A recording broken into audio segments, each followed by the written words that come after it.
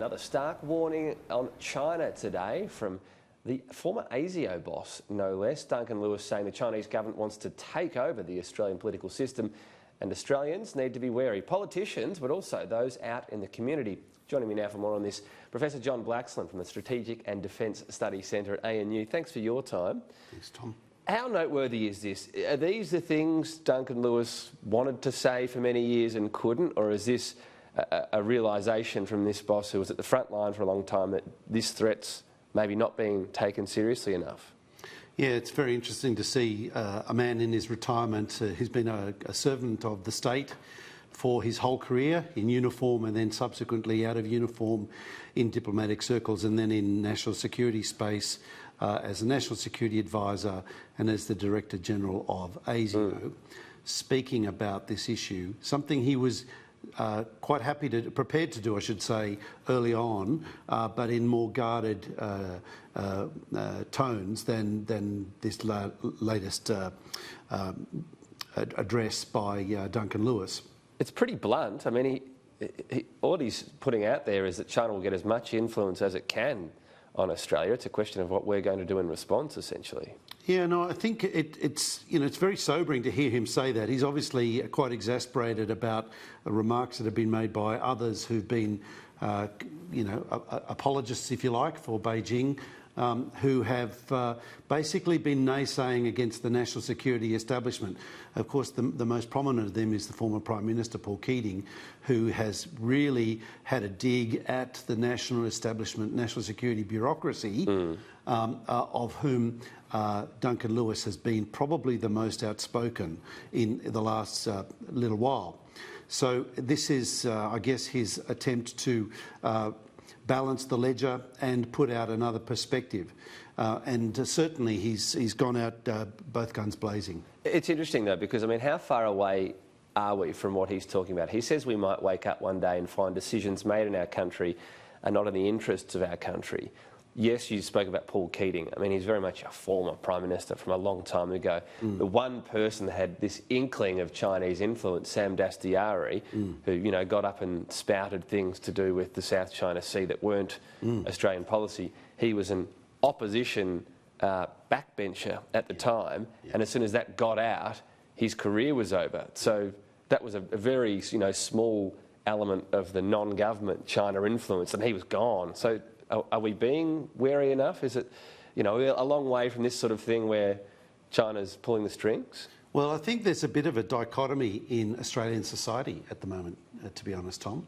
We have those who are part of the national security community in Canberra and of the apparatus of state who are briefed in on some of the more nefarious aspects of what's been happening, who have a pretty sober-minded understanding of the challenges Australia faces and the prospects of what Duncan Lewis is saying actually coming to pass. Then we have arguably the business communities of Sydney, Melbourne and perhaps Perth and Brisbane and elsewhere as well, but the heavyweights in those cities who have really been taking a counterline, which has been that more along the lines of that Paul Keating has been using, that we need to be much more understanding, we need to be much more sympathetic, we need to be much more respectful, otherwise we're going to hurt ourselves.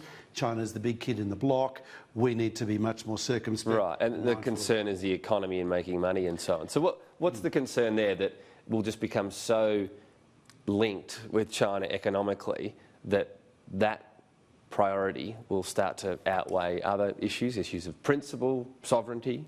Well, look, it's not just in Australia that this is happening, Tom. This is a global phenomenon. China is playing in a way that is upsetting domestic political dynamics and economic dynamics around the world.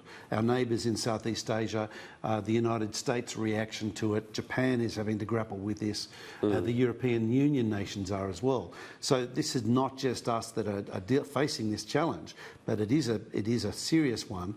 And I think one of the metaphors that I find useful to try and help us get our heads around the scale and the magnitude of the challenge is kind of like the rise of the British Empire a couple of hundred, and as a historian I love historical metaphors, a couple of hundred years ago when Britain was rising, there was no grand plan to conquer the world from Sir Francis Drake or anyone like that. But what we saw was a gradual unfolding over time as Britain was looking, as industrialisation took place, Britain was looking for markets and raw materials. It explored opportunities to base itself with commercial enterprises that then needed protection and governance and so on. And that happened essentially over 200 years. What we're seeing happen today is essentially an accelerated version of that, but mindful, an informed and savvy version of that, with China exerting economic influence for understandable, compelling reasons about China's economy and China's economic and national interests that are driving. So some of their influences, for example, what's happening in the Pacific, where there's concern that they can give out these loans, even do personal favours for leaders and governments, build a new stadium, perhaps a new presidential palace or whatever it might be, and getting that power. Or the loans to countries in Africa where they're never going to get paid back and they take over these assets. That we know that they're happening in places, but... And the countries are willingly accepting this, by the way. But, so it's on our doorstep. But you can't imagine that happening in Australia. It's not like we're going to get ourselves in trouble with a loan for an asset that they take over. I know there's the Darwin port, obviously, which was a strategic error perhaps, but are we at least not susceptible to that type of soft power? Look, I think we are, and the point of Duncan Lewis's remarks, I surmise, is that he's concerned that we may go down that path if we're not careful. Right. I think where we are today is I made that dichotomy between the national security community in Canberra and the business community in the capital cities, the coastal capital cities. I think that might be breaking down because what we've seen is this talk of foreign interference. We've seen foreign interference actually happen and manifest itself in a way that companies and international enterprises are now having to respond to, much like the Australian National University had to respond to a cyber attack, like Parliament House has had to respond to a cyber attack. This, that's on one cyber interference, but there's other interference as well. Political interference has been manifesting and bubbling along. That's, to a certain extent linked to China's increased reach. Its power, its influence is unprecedented. And it's shocking us because it's something that for a long time, people have been saying, look, this is something we can live with. Yeah. But with the rise of Xi and a much more assertive and leader for life, human rights, controlling approach, it's really chilling. I guess it's more subtle because you're not going to see, a prime minister one day sell out to China because they do up the lodge. But it could be, a bit more subtle, I guess, the way it permeates. Can I ask you finally, do we need a big public conversation and maybe even a direction from a Prime Minister from the two major parties formalising our principles, formalising what we take a stand over with China and trying to bring the country with them even if there is an economic cost? Yeah. So, look, it's a tricky one because we need to negotiate, we need to engage with China. China's not going away. So we need to be very constructive about how we engage with China. And so part of that... keep it on our terms still. Keep it on our terms. Part of that conversation is hearing the voices of Duncan Lewis as part of the mix of what we need to grapple with. We are actually facing a challenge that is bigger than just China. We're facing a whole swag of challenges. I'm wearing a cool shirt here in Canberra. It's hot, it's dusty, and there's fires around Australia. We're facing challenges beyond China, and we need to think holistically about the spectrum of challenges of which national security responses to great power contestation is an intimate part of the equation.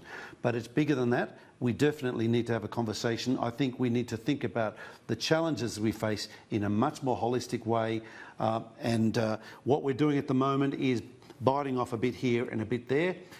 Duncan Lewis is, I think we're indebted to him for speaking up on this, but recognising that it is part of the spectrum of challenges we face and that the response needs to take that into consideration, but look constructively to engage China as best we can with our eyes well and truly open.